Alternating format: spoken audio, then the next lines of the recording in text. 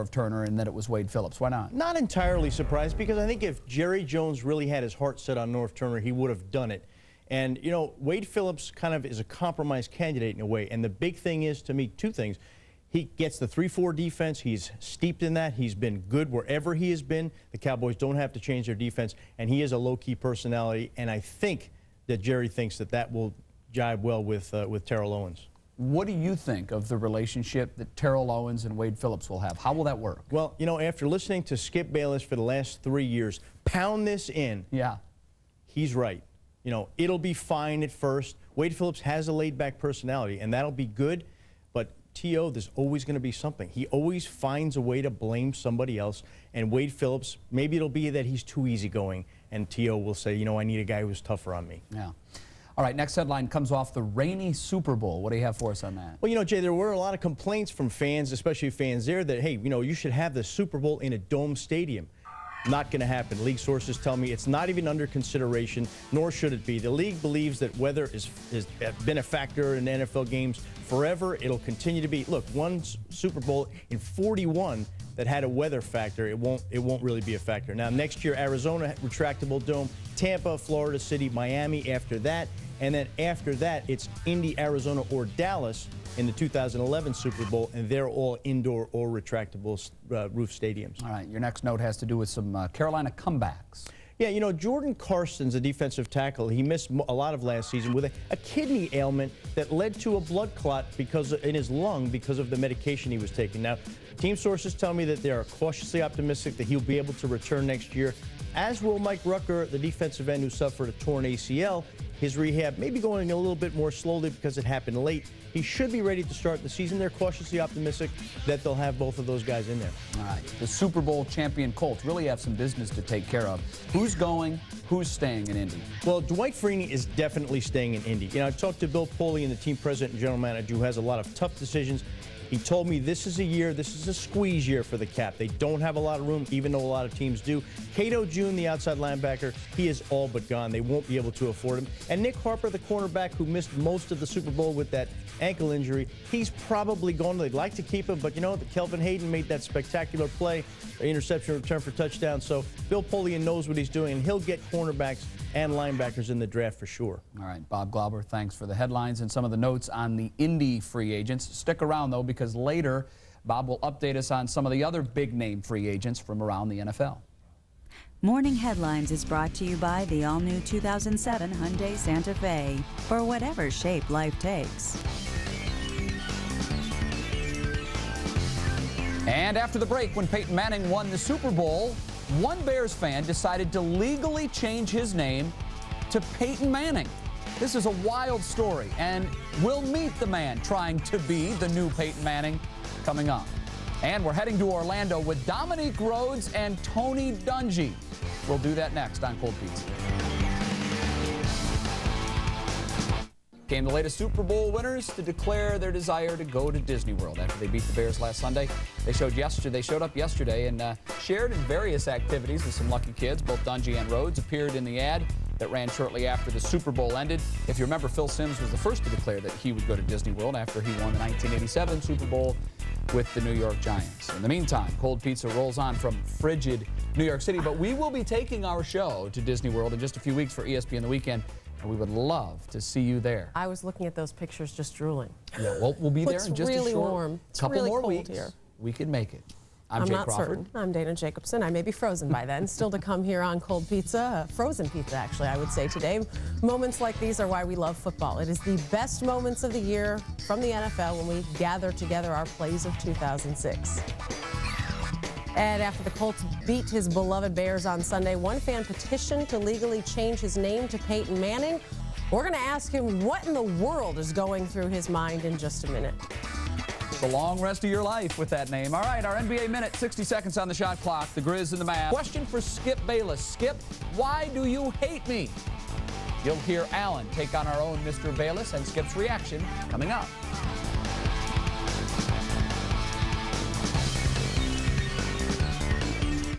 ESPN. The Rocky Mountains. You know this, and I know this, because all he wants to do is chuck it up. He's on his best behavior now. 13 assists, very impressive. George Karl's in mad scientist heaven because he gets to show his coaching peers he can win with 2 of these little guys in the backcourt in Boykins. But in the end, on January 22nd, when the other superstar comes back, all those assists will start turning into shots, and this town will not be big enough for the both of them. All right, that was Skip. We did not hear Skip in that rant refer to Allen Iverson as me, myself, and Iverson, one of Skip's I'm many just glad nicknames. he told us how he really felt. Yeah, well, he doesn't hold back here on First and 10. Well, earlier this week, Allen Iverson sat down for an interview with Carmelo Anthony and Shelley Smith. And lo and behold, the conversation turned to Skip Bayless. Listen to AI on our friend Skip. What's the guy on First and 10? We was just watching. Yeah, the one that sit on the right. Cold he hate pizza. me. Oh, Cold Pizza? That's First what and it 10. is. First and 10. Yeah, Skip Bayless. The guy on the right, Bayless. he hate me. I don't know what I ever did to this man. You know, I know I made mistakes in my life, you know, but that's just one guy, you know, that I'm like, man, why does this man hate me so much? You know what I'm saying? I listened to him talk when the thing was going down, and I was like, man, out of anybody in the world, you know, and all the people that, you know, that talk negative about me and this thing working out, that's the one I want to prove. Out of everybody in the whole world, that's the one I want to prove on. That's who, he makes me, you know, go harder, that much harder. I'm not lying, you know, because I never heard nobody just talk that bad about me. Oh, man. You guys are going to have to call me He Hate Me now, right? Well, all I want to say to Allen is you should hear how he speaks about Terrell Owens. Why are you so hard on Allen Iverson? Allen, let me speak to you for just a second, my friend. I don't know you, but trust me, I do not hate you. And I sincerely love, and I've said this many times, watching the offensive shows that you do put on. And I sincerely hope I have now inspired you to win your first NBA championship. But it ain't going to happen because you have lost all perspective on what it really takes to win at this level in this league. And I said when the trade went down that you wouldn't make Denver any better and you might make Denver worse. And now you are 2-4 with Carmelo. Your team is 1 game under 500 because you two guys are both 30-point-a-night gunners who have little to no interest in playing lockdown defense. And you, Allen, are not a point guard. You are a shooting guard. Wow. Sorry. Greg, respond to that in any way first you thing I got to do is I got to get this guy a case of Haterade. because his face is on the bottle of Haterade. It is. And, you know, a lot of what he has said, there is some truth in all of this. And I think Allen Iverson would be one of the first to admit. I think the one thing, though, you're not giving him or Carmelo enough credit to understand and to be able to learn how to win and how to play together and how to make the adjustments to allow your team to become better. And I think that's one area where George Karl is going to have a tremendous amount of responsibility to get those guys to buy in. Can he do that? I think he can. The one advantage, though, I think with Allen, having gone through all he's gone through, I don't think his ego is as big individually now as it will be collectively, meaning in terms of having his team be successful. Now, look, granted, they're struggling right now, and whenever you're faced with that kind of adversity, that's a real true test of character. And I think ultimately this season will determine whether or not Allen Iverson has a chance to compete and win at the highest level. Do you think either of those guys are interested in playing defense? I don't think there's any question. I think you still, although those two guys have the talent to be good enough to help you win a championship,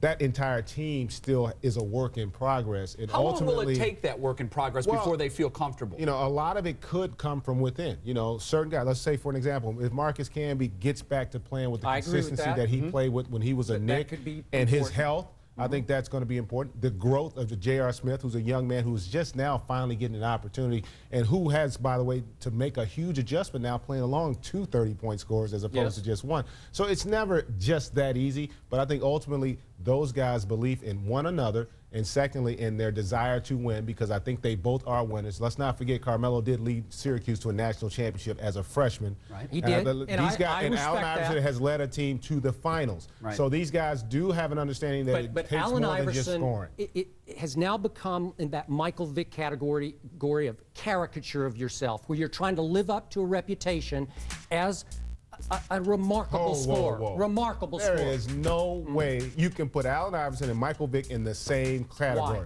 First of all, Michael Vick hasn't accomplished anything as a basketball player. Allen Iverson's taken a team, a football player, excuse me, has taken a team to the NBA Finals. He's accomplished that. He's also because four he times had a led the great league coach named Larry Brown. And he's got a pretty daggone good coach right now in George Karl, who's taken a team to the final. I think that coach, and I like him personally, but I think he can be a little crazier than his kids can be. Sometimes you got to be crazy when you're coaching at this level, because when you're coaching professional athletes, these guys are not just that authority line that you typically have at the collegiate and high school level. That doesn't exist on a professional level, because on the professional level, you are peers. You are just as apt to go and ask your players what they think you need to do as you are in terms of demanding what they should do, because you got to respect the fact that when you get to this level, you get there because you have a certain amount of aptitude in terms of playing the game and also understanding the game. People always tell me Allen Iverson plays so hard, he's a little warrior. And I agree with that, but it's all for Allen Iverson. I don't think it's funneled and channeled toward the team goal. It's toward his goal to live up to 30 and you know what? That's a night. great point. And that's why you go out and you pay a head coach $5 to $7 to $8 to $10 million a year, because it's their responsibility to get what those players do best individually and make it work within the framework of a team. That's why you have high-priced coaches in this league who are asked to come in. Look what Phil Jackson's done with Kobe Bryant. Yeah. Has there anybody made more of a turnaround in terms of their personality? But I don't put Allen Iverson in the same sentence with Kobe Bryant. Well, but I think you got to, because if you go back just a year and a half ago to what was thought of Kobe Bryant in terms of being a selfish basketball player who only cares about himself, that's basically what you're saying about 5 feet 11 inches tall. That's the problem. He's so little. Well, he might be little, but he's still very determined and still a great competitor. I don't have Denver in the top 6 in the West, and I'm not sure. I'm not sure they're going to make the playoffs. Well, again, it doesn't matter where you end up seeding-wise. It's what you do in the playoffs. This is a team that has not won a playoff series since Carmelo Anthony's been there. That's right. Now, if they come into the playoffs and win a series, that in and of itself validates that move, because that's improved. I think they got a legit chance, because I think the teams at the top, as good as they are, remember, in the basketball, in the NBA, you can't prepare for the best teams in this league. In the playoffs, you get the opportunity to prepare because you're going to play them 7 times. You can make the adjustments, and that's where real coaching comes into play. That's why it's going to be interesting to see what happens in the postseason. All right. Hater. Alan, Skip, once again. Make up. You should send him a Christmas card. Send Alan a message. But my case rests. And our case for second down rests. A couple of housekeeping items. Number one, Alan, if you'd ever like to come on and discuss any of this with Skip Bayless, open invitation, any day, any time. Also, we want to stress this. Alan was very concerned that we make sure that you know, this was all in good fun. There is no hatred one way or another. And I've heard Skip speak of Alan off camera, and he does have a great deal of respect for his game. He does, absolutely. All right, that's it for second down. Ahead in third down. Who is MVP of the NBA? I know this will be a good debate as well. And all of a sudden, Bill Belichick is a nice guy. What do our guys think of that? Most people who view that particular iconic photo, is their thought is that we were racist. They thought of us as militants going out to kill the white man. I mean, my time was more important than picking up a gun trying to shoot a person. It was more dealing with the system and what the system was and how we as athletes could change a system according to the constitutional rights. And this is basically what it was. It wasn't an idealistic, idiotic, imposing view of how we felt about a certain folk, but the newness dealing with the 60s, that everyone should be sought as equal and not on a biased racist scale because of our distinctive color. We talked in the piece that some just decided to boycott the Olympic Games. Yeah. Why did you decide to participate? Well, it wasn't just me. Right. Tommy Smith was on the victory stand, but the athletes, the Olympic athletes, the black Olympic athletes were the one who decided not. I went along with the majority. I'm a majority type person. And when it was decided that, no, we're not going to boycott, we want to run because I can do this if I win a gold medal, or I can do something else. So that's what it was. And it was decided at the last meeting in Denver, Colorado, that each athlete would represent himself according to his belief about a system who didn't represent them. And that's how the stand came. What was your reaction days later when George Foreman protested what you did by waving the American flag? Well, I don't think George protested what we did. George did what George does, you know. Yeah. When anyone can be on his way to prison a couple of years later, but and hid in mud so the dog couldn't have sought him out. I think what else could he have done in the ring after he beat somebody to a pulp, but raise a flag and say, you know, I'm sorry, guy. Did you ever have conversations with George about No, George and I have never talked about that. Really? But I've heard him speak on that issue, and I do know about his earlier life and how he was so happy to get on the victory stand and represent America. Yeah. No different than us, but I didn't I didn't have a flag. Doctor, your partner that day in 1968 was John Carlos. What's your relationship with him today? John and I attended San Jose State together for 1 year. John and I never ran on the same collegiate team. And John is from the Bronx, New York, and I'm from the backwoods of Texas. So ideally, basic same, but principalities and our physical being entity is much different. I deal in more of the academic world of arresting one's thoughts, and John comes in the other end. That's why we make a good couple. I got one end, he has the other. Now, the third man on that podium was an Australian who just passed away. Yeah, What role did he play in that Peter ceremony? Norman, Australia, and you must know Australia's background on people of color. And I knew this. And Peter said, "Hey guys, what can I do to help?" And I said, "Well, Peter, you just go up on the victory stand and get your medal." And John was a bit more verbose, said, "You know, man, if you want to help, you know, I'll think of something." And he could. I mean, he was a person who could do things like that. So as we walked out, there was one of the rowers, which backed also the Harvard rowers, who also backed the Olympic Project for Human Rights, that particular stand. And Carlos looked up to him and said, "Man, give me a button." So he shook his hand, shook the guy's hand with the right hand and grabbed the button with the left and put it on Peter Norman. And I said, "Oh my God, oh no, Peter, why?" So Peter went back home, and Peter know now why I said why. Yeah, because he actually came under a lot of fire. Oh, he in came Australia under a lot of fire. Yes, for he supporting did. The cause. Did you, in your wildest dreams, imagine that when you raised your right hand at the top of that podium, that it would have the lasting impact that it did? You know, Jay, I knew it would have an impact, but I didn't know if I could read the future, if I was a fortune teller, if that's such a word. Maybe I would have changed something, but no one have that future of telling. But since it happened the way it happened, it couldn't have happened any other way. And the suffering that occurred after that was because of my tenacity to make a point. We just had our first black head coach in the Super Bowl, 2 of them. Yeah, yeah. How far have we come, and how far do we still have to travel in achieving racial equality? My father would say, "Boy, we come a mighty long ways." That's what he was telling me if he was still alive. And we have these 2, I call them young coaches, head coaches. One born in, I think, 48, and one born in 51 or something. I call them young guys with their non-secular beliefs, and they pass this on to their players, and they both vehemently speak of their Christian belief. Was their power a whole then? And you know, it's not so much because they were there, but that they represented excellence, and they happened to be black. And this is what it's all about. It's not that they were black, it's that they were good. They happen to be black because that means they're as good as anyone else in that particular position.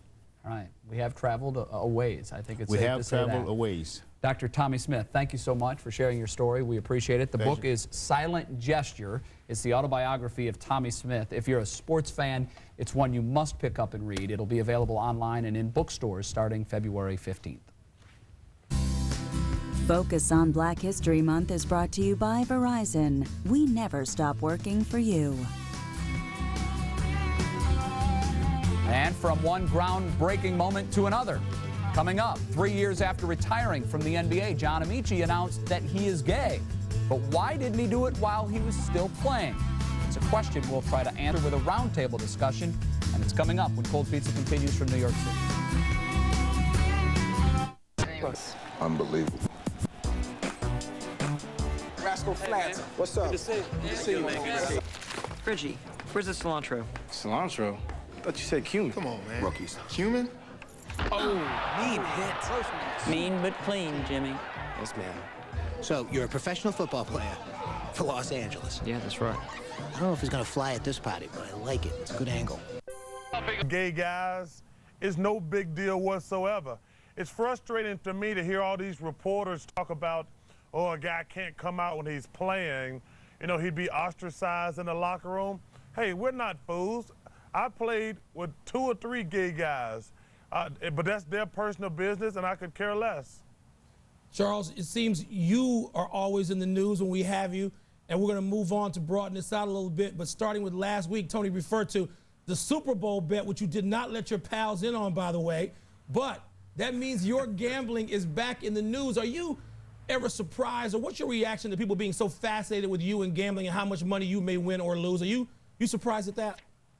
You know, I don't think about it. Number one, I want to first of all thank you guys for being fair and honest. I watch your show every day. Tony, I do have to control my gambling. Mike, if it is my money and I'm going to keep gambling, but I want to thank y'all both for being fair. Hey, Mike, I love to gamble. It's fun. It's exciting. Tony, I gamble too much for too much money, and I have got to gamble for less. But I don't ever worry too much about people giving me their opinion about my gambling, because I never saw them in there getting kicked in the head by Karl Malone. And I never saw them lifting weights with me in the morning. So it is my money. You know what? And in fairness, if I wanted to lose every dime I had, it should be up to me. Because when Mrs. Barkley and my grandmother were raising me and my 2 brothers on welfare, I don't remember all these other people coming down to Alabama saying, you know what, those people are poor. Let's help them out. So don't worry about my money now that I'm loaded. You know? Just as long as you know we love you, Chuck. Hey, you know what? But I meant what I said. I appreciate you guys, and you guys always been straight with me. We're going to stay on you for a second, and you're going to be in the news this weekend for a completely different reason. The match race, the big match race between you and longtime NBA ref Dick Bavetta, who I think is 67 years old. You think you're going to beat Bavetta? Bring us up to date, Charles. When is the match race, and how are you going to do? Well, first of all, let's get something straight. I made a joke. I was broadcasting the game that Dick Bavetta and Moses parted the Red Sea together. And Dick is 67, and Marv Allen made this sarcastic crack that he probably could outrun me. Hey, I know I'm a fat old has-been, but there's no way a guy 67 can outrun me. It's impossible. Chuck, I have to concede, you watch the show, I got Bavetta, and so does Wilbon. He runs 5 miles a day. You sit at a desk. Doesn't that give him an edge? Hey, first of all, I need proof he run 5 miles a day. But he probably can outrun me if we were to run 5 miles. But I'm not stupid enough to run 5 miles. You know? Sam Mitchell, who you played against, who is now the Raptors coach, says he would take you in an eating contest, but Bavetta in this race. You have any reaction to Sam Mitchell? I tell you this, if I had to pick Coach of the Year today, it would be Sam Mitchell, but take my vote back. If he's going to go with Dick Bavetta, take my vote back. We'll get you out of here on this since you're paying attention to college ball. Are you a Greg Oden guy or are you a Kevin Durant guy? If you had that pick, which one would you take? I'm going with Greg Oden for the simple fact he's a guy, a Patrick Ewing type guy who gonna come along once every 10, 15 years. You can get a Durant, you got Tracy McGrady is like that, Kevin Garnett is like that. He's a terrific player, but there's a player every year who got those type of skills. A guy who's gonna dominate the game defensively, like a Patrick Ewing. I'm not gonna say Bill Russell yet. They come along once every 25 years. Thank you, Chuck. Charles, thanks much. Appreciate it. Anytime. We'll take a break. Coming up on PTI, Jeff Garcia says he's interested in the Bears. Could he supplant Rex Grossman? And Eddie Curry says if Isaiah goes, he goes. Big threat, Wilbon. Isaiah's got some options. What is Eddie Curry going to do? What's he going to go paint the Sistine Chapel? Where's Eddie Curry going? He's not going anywhere. He's got a contract. Hey, Tony and Mike, do you see Jeff Garcia as the starting quarterback for the Bears next season? This has come up because Garcia has said he's intrigued by the Bears as a team. I like that. Now, I know that you see another Philadelphia Eagles quarterback, either one of them. Donovan McNabb, I'd rather have as the quarterback for the Bears. But I see Lovie Smith stepping up to the lectern next year and saying, we're 10-2, and Rex Grossman is our quarterback. That'd be fine if they're 10-2. That's But what if they're going to be 10-2, I, a person from Chicago, familiar with this organization, see Mr. Garcia in the uniform in Chicago. Now, I, of course, would pay half the plane fare for Mr. Garcia, not half the and salary. all of the plane fare for Mr. McNabb to get to Chicago. Even though you could afford the Bears can afford that, and Mr. Garcia knows that's a team that can get him back in the playoffs. Hey, Tony and Mike. This is Walter from New Jersey. Do you see Florida hoops winning it all again?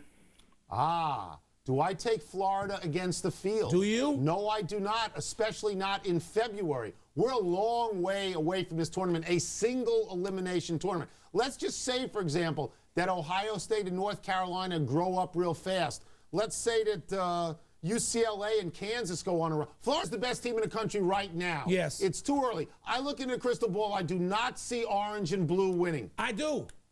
The best team since Duke in 1992 with Leitner and Hill and that whole Mike Krzyzewski team, that they will repeat. When was the last team to repeat? That Duke team in 1992. They won in 1991. How's Duke doing 1992. Now? Not quite as well as Florida's doing. Florida's loaded. They seem motivated. They're going to win it all. Next. Hi, this is Rob.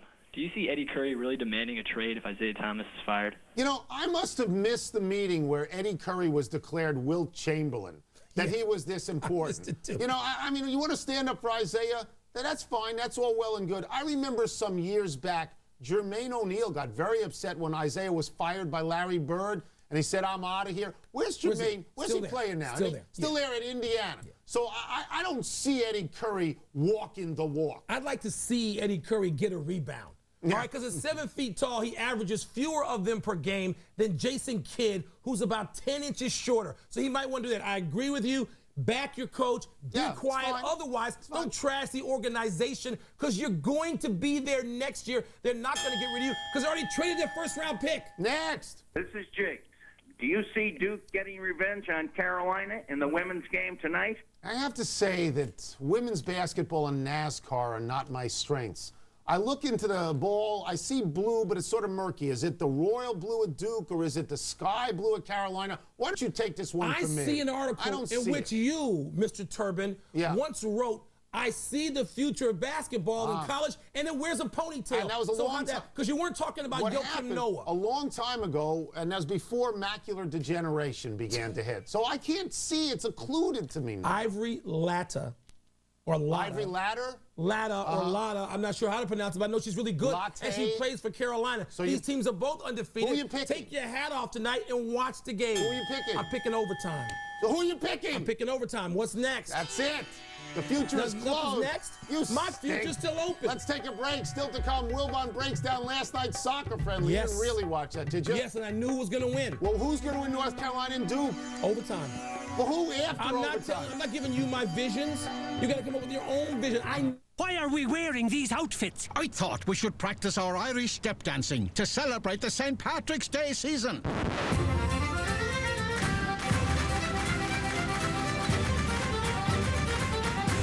We're cooking now. Ow! Maybe all we need for St. Patrick's Day is our Guinness. Ouch! All we need is Guinness. Brilliant! Brilliant! Enjoy Guinness Draft responsibly during the St. Patrick's Day season. This year, we're granting contest. And I remember what a folk hero Webb became. And that's probably the last dunk contest anyone remembers. Michael Jordan in 1988 took off from the foul line in that dunk contest. And that's that? The last You one. were there. Happy trails to the rumors surrounding Gary Bettman's job status. Bettman said last night, quote, I've watched with fascination some of the newspaper reports having me going on sabbatical shortly. That isn't the case and wasn't the case, unquote. I like Gary Bettman. I think he's done a good job. I know you think he has ruined the NHL. No, I don't. He pounded the union, which makes his owners happy, but TV ratings and attendance are way down. It's undeniable. Undeniable. Time to find out what we messed up, reality. Ja Wooden, 96 years old, fellas. 96, but no match for you, TK. No. Ivory Latta, Wilbon's favorite Tar Heel player. Gerald Henderson, Gerald Henderson's kid's name. And sounds to me like, Tone, you ran into the blacked out game in the ACC markets. Yeah. If you would have changed the channel, maybe you would have found it. but you just moved to this region, I guess, so that's good for you. Banging on the television, said it didn't work. Been here. Give the people something to watch tonight. Ball for me, other than Shark. Lakers, Detroit, Bulls at Kings. What do you watch? Hustle and Flow, which is a very good movie, which I've never seen, is on Showtime. But it's freezing in Washington. It's a good night, it seems to me, for building a fire and drinking Johnny Walker Blue. Don't you think? Wouldn't you like to join me in that? Summer, you said turn the air conditioning up and drink Johnny Walker Blue. It's a good night. This for every We're taking a break. There's more PTI to come, including Dancing with the Stars. Back in a few minutes. Until then, let's toss it up to Sports Center. Good night, Canada. Make the pick for Canada. Make the pick for Canada. Don't be gutless. Overtime. NBA Commissioner David Stern says the league is very diverse and that it all boils down to one thing, quote, have you got game, unquote. Wilbon, where do you want to start? Well, I want to start with how much the Shavlik-Randolph quotes scare me. I mean, really, that just, frightens me. But David Stern also saying it all boils down to that. It doesn't all boil down to that. I hope we get to the day, and I know David Stern is in a way projecting, saying we don't want this to matter. And I don't want it to matter either. But it does. But it does right now. In any workplace in the world, it still matters. Yes, it does. It still matters. Shavlik-Randolph's comment speaks to a certain sort of fear that people have, some primal fear that you're in a locker room, you're in a shower, guy's going to come over, he's gay, he's going to kiss you. Yeah. What makes that so insane is that he's been in that locker room with that guy. Or and other guys who are gay, and he may not know. Exactly. It's so ignorant and this has never happened. But you know what, though, Tony? I think we can get past that because we've seen so many comments which are smarter than that. We've seen a lot of comments, whether it was Doc Rivers or Grant Hill, and smart, learned people, if not learned, certainly experienced people saying, no, this shouldn't matter and it doesn't matter to me. What do you make of LeBron's comments, which essentially say that because John Amici didn't disclose this, clearly out of fear of what was going to happen as a result of it, he doesn't disclose it, that makes him not trustworthy. What does that mean? I don't want to be too smug about this. I don't want to pay attention to what LeBron James has to say about this thing, considering his limited life experiences. AAU to the NBA locker room with virtually nothing in between. There are a lot of other opinions out there I'd put more stock in than LeBron. There was a play that won some awards on Broadway a few years ago. I saw it in Washington, D.C., called Take Me Out. It was a play about gay baseball players. It's easy to translate that to football or basketball or whatever. I mean, I'm almost recommending that people see something like this because, as we both know, there are gay athletes, gay journalists, gay military people, gay religious.